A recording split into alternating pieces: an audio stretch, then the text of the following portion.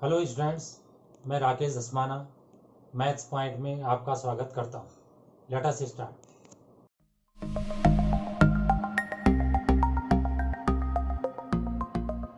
Questions on straight lines के अंतर्गत इस क्वेश्चन को करते हैं।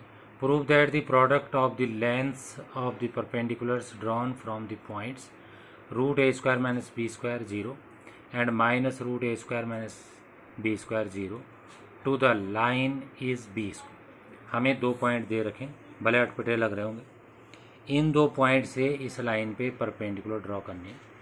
उन परपेंडिकुलर्स की जो लेंथ होगी उसका प्रोडक्ट हमने बी स्क्वायर प्रूव करना है। तो मान लीजिए पहला पॉइंट ये है, दूसरा पॉइंट ये है। लाइन के अपोजिट साइड में भी हो सकते हैं, इस पर हमें जाने की ज़रूरत नहीं है। तो इसकी लेंथ हमने जो है P1 मान ली और इसकी लेंथ हमने P2 मान ली। तो हमें प्रूव करना है P1 P2 बराबर बी स्क्वायर। तो सबसे पहले ये जो गिवन लाइन है वो हमने यहाँ पे लिख ली, एलसीएम ले लिया इसका। तो ये बी यहाँ इंट हो जाएगा, ए ऊपर इंट हो जाएगा और ए बी अपॉन में आ जाएगा। फिर ए बी को इधर मल्टीप्लाई कर लिया, फिर ए बी को सेम साइड कर लिया। अब आप यहाँ से यहाँ तक देखिए, A X plus B Y plus C equal 0।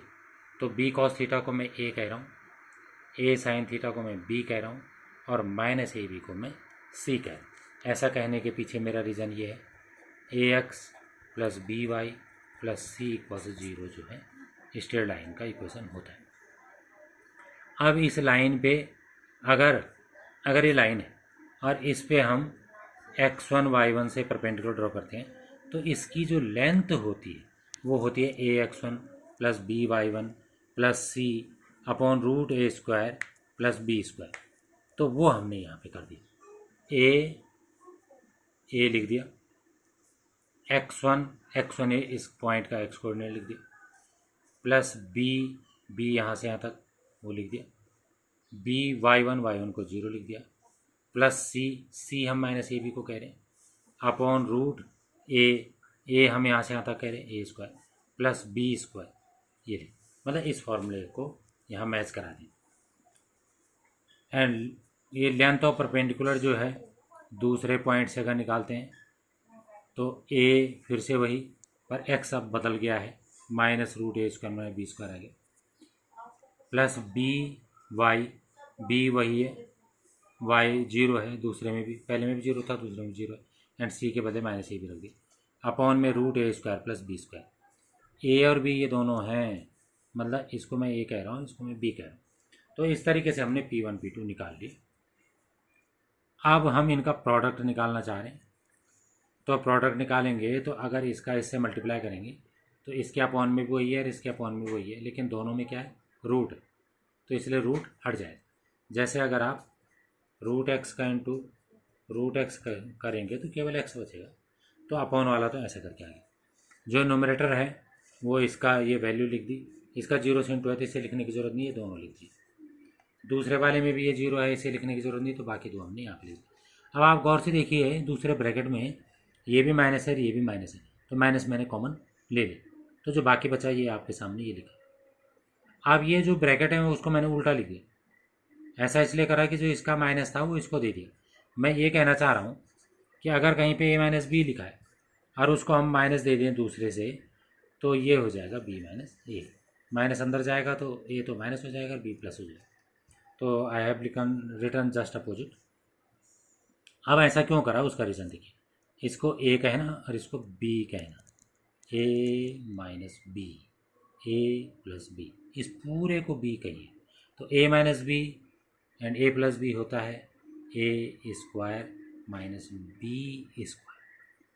तो इसका रूट था, रूट हट गया और इतने का स्क्वायर, तो यहाँ पे लग गया A minus B into A plus B equals A square minus B square. Formula you already know, A minus B into A plus B equals A square minus B square. अब आप इसमें देखिए, इसको ए स्क्वायर बी स्क्वायर लिख सकते हैं, इसका हमने ये इंटू कर दिया, इसको पहले बी स्क्वायर कॉस स्क्वायर मान लीजिए, कॉस स्क्वायर थीटा, फिर ए स्क्वायर के साथ इंटू कर लीजिए, फिर बी स्क्वायर के साथ इंटू कर लीजिए, लेकिन माइनस माइनस दूसरे वाले में प्लस हो जाएगा। तो ये लाइन आपके सामने आ गई।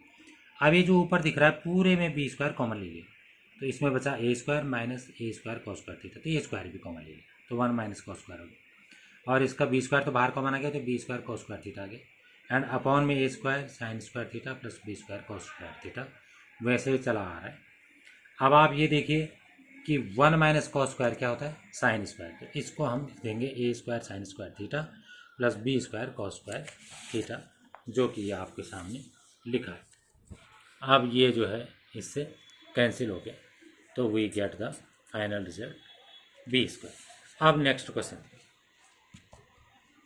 If 3 lines whose equations are y equals m1x plus c1, y equals m2x plus c2 and y equals m3x plus c3 are concurrent, then show that this one. जिसको प्रूव करना है उस पर तभी बात कई बार होगी। तो यहाँ पर देखिए एक लाइन आपको दे रखी है y equals m1x plus c1, दूसरी लाइन दे रखी है y equals m2x plus c2।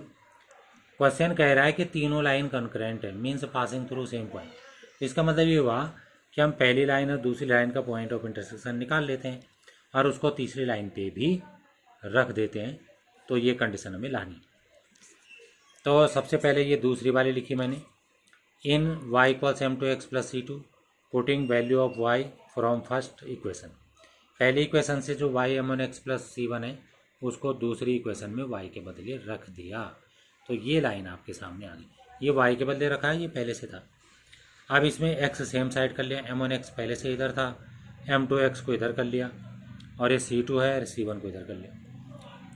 Taken x common, there left m1 minus m2। अब ये इसके साथ मल्टीप्लाई में है तो यहाँ अपॉन में आ जाएगा। तो इस तरीके से आपको x की वैल्यू मिल गई।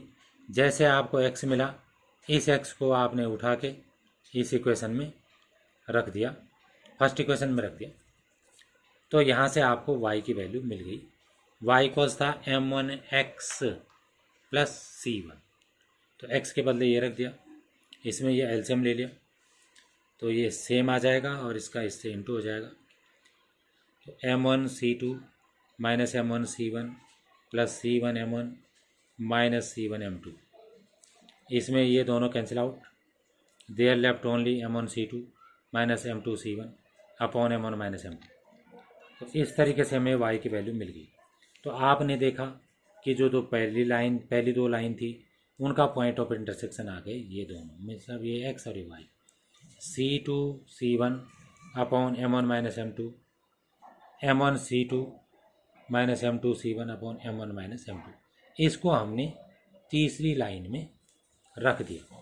तीसरी लाइन ये है m3x प्लस c3 जो है वो y की वैल्यू है, तो y जो था y कोऑर्डिनेट रख दिया उसके बदले, और x के बदले x कोऑर्डिनेट रख दिया, जो पॉइंट हमें अभी मिला था। अब हम m1 माइनस m2 से पूरी इक्वेशन को मल्टीप्लाई कर देते हैं, तो इन दोनों पे तो कोई फ़र्क नहीं पड़ेगा, तीसरे के साथ m1 माइनस m2 आ जाएगा। ये वही लिखा है जो ऊपर लिखा था, ये भी वही है जो इसमें लिखा था, और इसमें इसका इंटू यहाँ हो गया, तो ये लाइन सेम है। उसके बाद ये सेम है, इसमें ब्रैकेट ओपन कर लिया, m3c2 माइनस m3c1, और ये इसमें भी ब्रैकेट ओपन कर लिया, c3m1 c3m2। इसके बाद इस बात का ध्यान रखा कि सारे जो m1 हैं वो एक तरफ आ जाएं, तो ये c2m1 है, अभी इसको ऐसे लिख दो, ये हो गया m2 c1, और इन सबको जो है लेफ्ट में कर दीजिए। ये c2m3 राइट में यहाँ के माइनस हो जाएगा, यहाँ माइनस है यहाँ के प्लस हो गया, ये प्लस है यहाँ के माइनस हो गया, और ये माइनस है इधर आके प्लस हो गया। राइट में कुछ नहीं बचा तो इधर जीरो हो गया। अब हमारा उद्देश्य m1 को एक तरफ लाना है, c2m1 एंड c3m1, इन दोनों को ये लिख दिया। अब m2 ढूंढो, तो ये m2 c1 है, इसको ये लिख दिया, माइनस को बाद में लिख रहे हैं, प्लस को पहले लिख रहे हैं, इसको भी लिख दिया। और m3 जो है ये वाला c1 m3 लिख दिया, और ये वाला छूटा है वो यहाँ पे लिख। ऐसा हम क्यों कर रहे हैं, हम कलेक्ट करना चाह रहे हैं। बार बार क्वेश्चन में भी देखते रहना कि हम ऐसा क्यों कर रहे हैं।